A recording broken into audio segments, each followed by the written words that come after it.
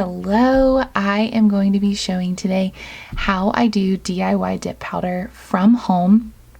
I recently started learning this, but I've done several sets over the last couple of months and feel that I have a good routine down. I just did my right hand and I'm going to show you how I do my left hand. But I also wanted to talk about first what items I have been using. I have been using lavender violets from Amazon. This set comes with these 4 bottles and then also comes with 4 different dip colors.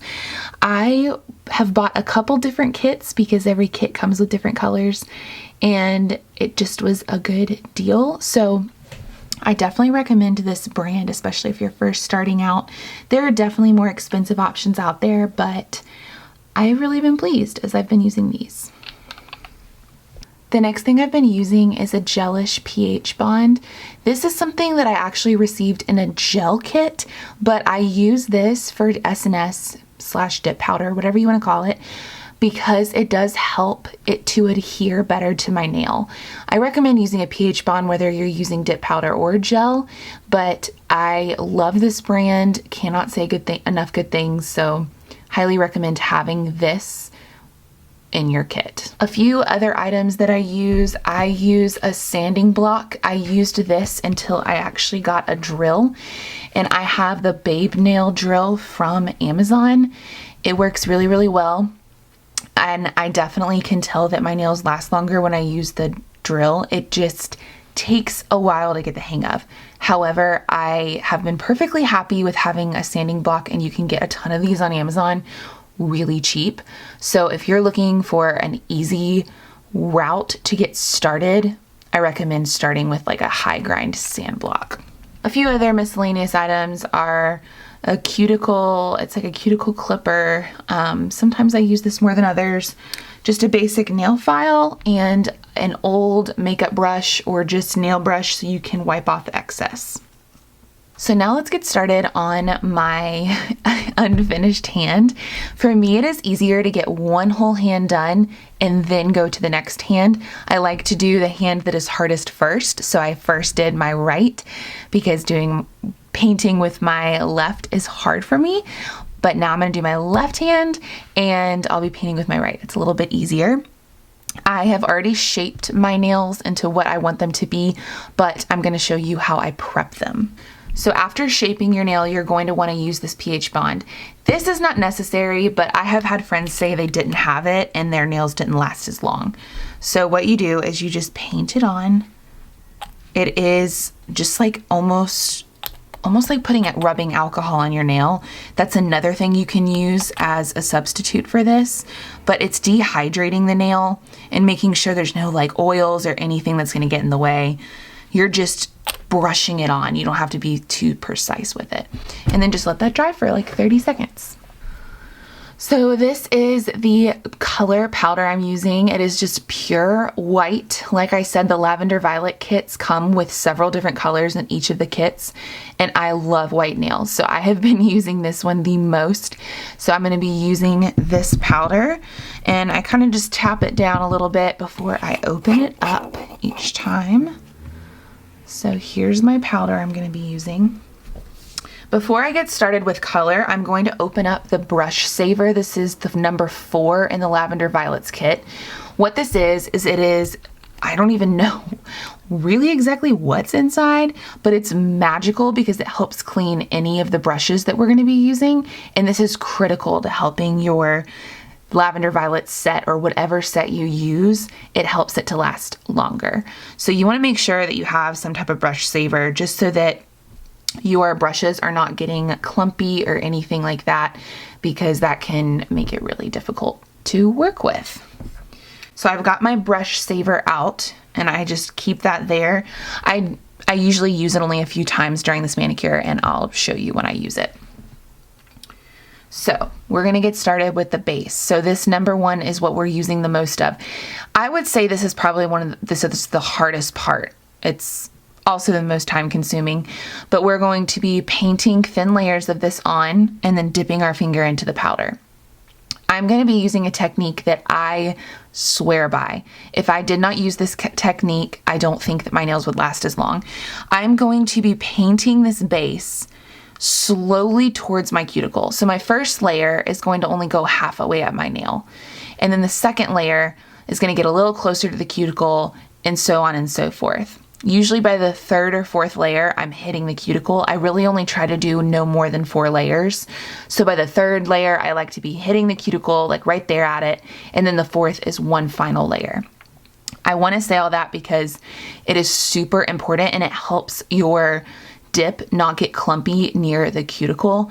And if it gets clumpy near the cuticle, it's going to start to peel up more quickly and your manicure is not going to last as long. So let's get started.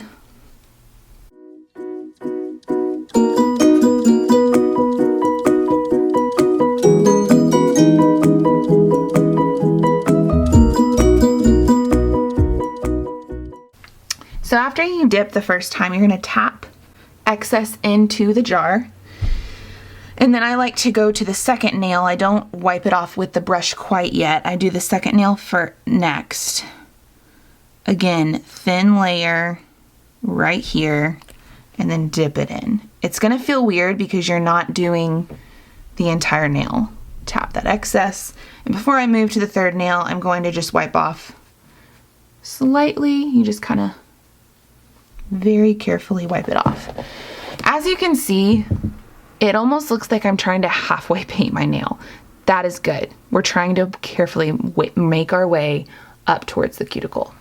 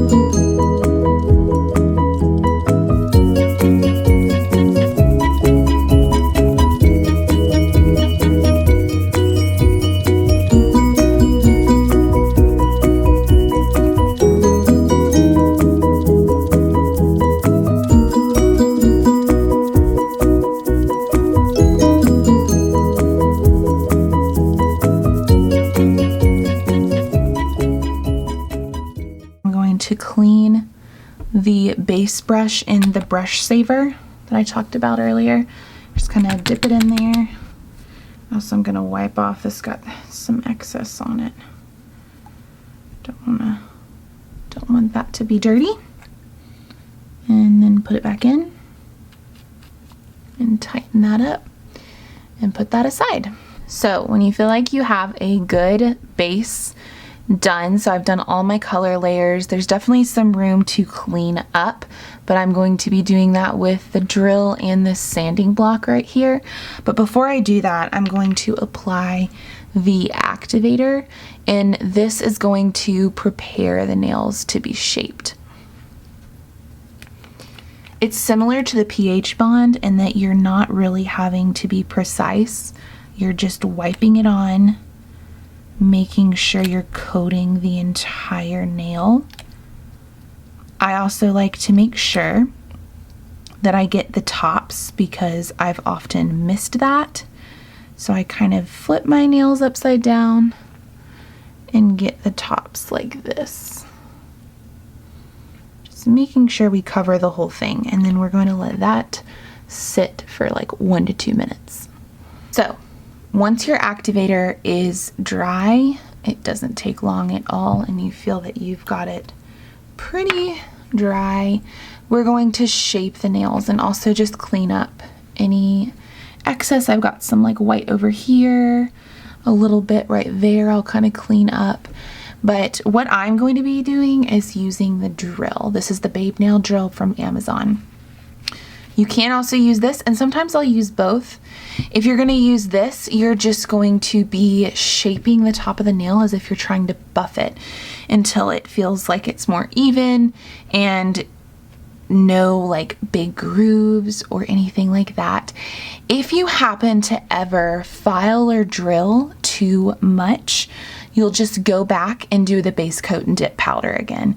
It's always better to over dip so that you can file it down. However, you don't want to have to spend too much time filing down. So just keep that in mind. But I wanted to make that mention in case you ever nick a nail with the drill and suddenly you need to fill it in with the dip powder again.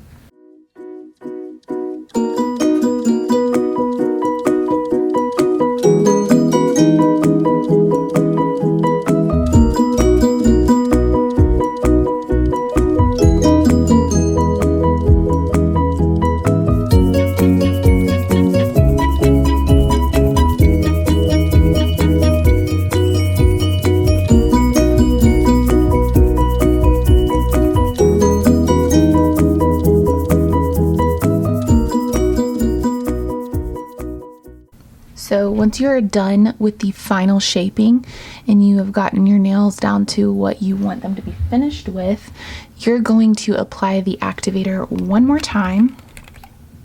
Again, this is not super precise. You just need to cover the whole nail. And then you're going to wait about 30 seconds, let that dry. And then we're going to move to the top coat. The top coat is super easy. You just want to make sure that you're doing thin layers. I like to do just 2 coats. So I do 1 thin layer, wait 2 minutes, and then do another thin layer.